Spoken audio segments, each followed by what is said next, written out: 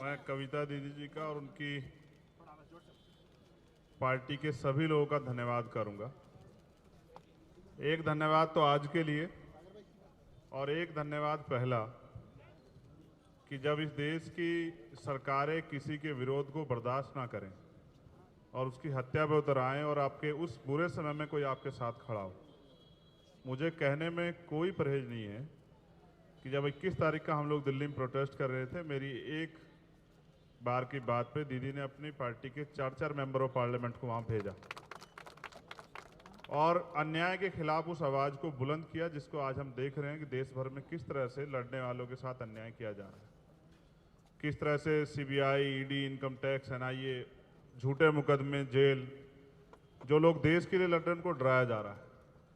फिर उन्होंने मुझे इनवाइट किया था कि एक दिन घर आना पड़ेगा खाना खाने के लिए।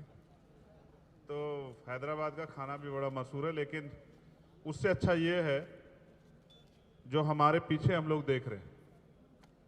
इसकी टोटल ऊंचाई है 175 फीट, टोटल नीचे से लेके ऊपर तक।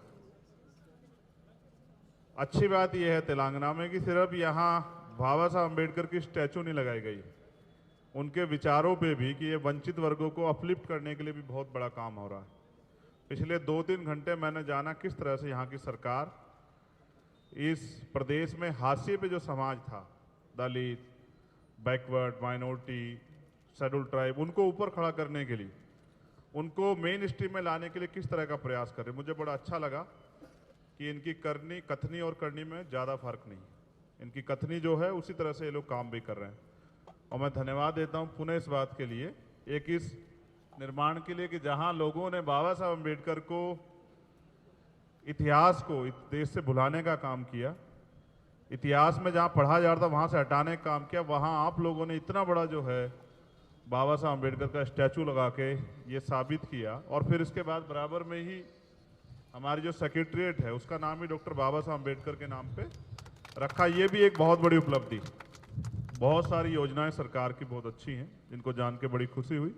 और ये भी कहने में कोई परहेज नहीं है कि पूरे देश में ऐसी योजनाएं शायद अभी की सरकारें सोच भी नहीं पाई। अच्छी बात यह है कि ये काम और आगे बढ़े और इसका लाभ बहुत दूर तक जाके लोगों को मिले, ऐसी जो है मेरी मंगल कामनाएं हैं दीदी के लिए भी और उनकी पार्टी के लिए। उनके सभी साथियों को जो यहाँ काम कर रहे हैं वो तेजी से आगे बढ़ें और इस तरह से आगे काम करते रहें। और मेरा ये मानना है कि जिस तरह से बाबा साहब अम्बेडकर की स्टैचू यहाँ लगी, वो ऐसी स्टैचू जो नई पार्लियामेंट हमारी बनी उसमें भी लगनी चाहिए, क्योंकि पिछली पार्लियामेंट में तो थी। आज जो सेंटर बैठे हैं उनको बाबा साहब से बड़ा परहेज है, बाबा साहब से बड़ी तकलीफ। लेकिन जब उनको बाबा साहब तकलीफ है तो कुछ ऐसे भी साथी हैं जो बाबा साहब की विचारधारा को आगे बढ़ा रहे हैं। मुझे खुशी हुई तेलंगाना आके, और मुझे खुशी हुई उनके सहयोग के लिए, उनके सहयोग से। और मेरा आगे भी ऐसा विश्वास है। एक समस्या छोटी सी है, वो इनके सामने रखो। मुझे उम्मीद है कि दीदी उसको भी जो है जल्द ही जो है उसमें भी हमें सफलता हासिल होगी। और बाकी उनके लिए मंगल कामनाएं कि ऐसे ही जो है कुदरत उनको आगे बढ़ाती रहे, वो आगे बढ़ें और समय समय पे प्रदेश और देश में अपनी लड़ाई को मजबूत करके देश का नेतृत्व करें। धन्यवाद।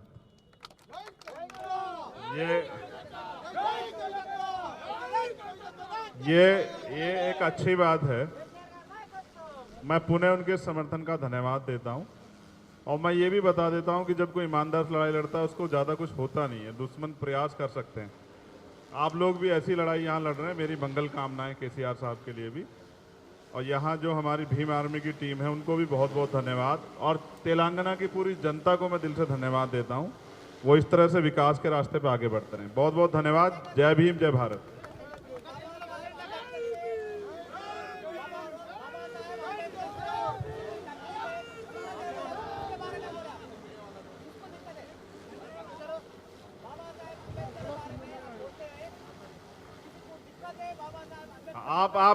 आप जिनको आजादी से पहले दिक्कत थी, उनको आज़ादी के बाद भी दिक्कत है। जो जीते जी बाबा साहब की शव यात्रा निकाले आरएसएस के लोग, उनको आज भी दिक्कत है, उन्हीं को दिक्कत है। वरना इस देश की महिलाओं को अपलिफ्ट करने के लिए उन्होंने कानून मंत्री के पद से इस्तीफा दिया सेंटर से, इस देश के पिछड़ों के लिए, इस देश के वंचित वर्गों के लिए।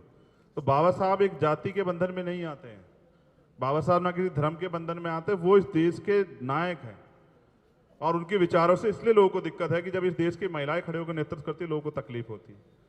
जब इस देश की बेटी पढ़ के डॉक्टर, इंजीनियर, आईएएस, आईपीएस बनती है, लोगों को तकलीफ होती है।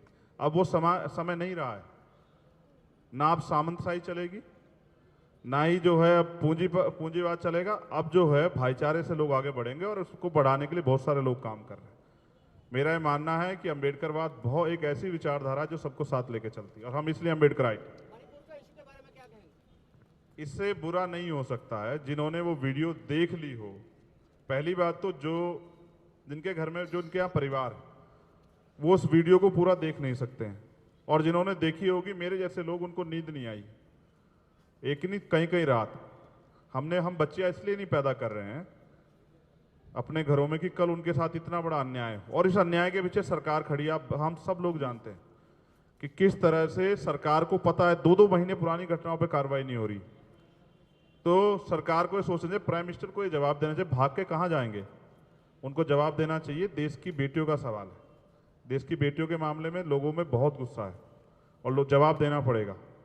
आधी आबादी को इग्नोर नहीं किया जाता, ऐसा अन्याय नहीं हो सकता है देश में, इसको रोकना पड़ेगा, इसलिए सरकार है। आपका भी पार्टी है, आजाद समाज पार्टी, आप बीआरएसपी नेशनल पार्टी बन चुके हैं, पूरा देश पूरे आपके साथ अगर काम करें। स्वागत है बीआरएस का, बीआरएसपी अगर नेशनल पार्टी जल्दी बन जाए, स्वागत है।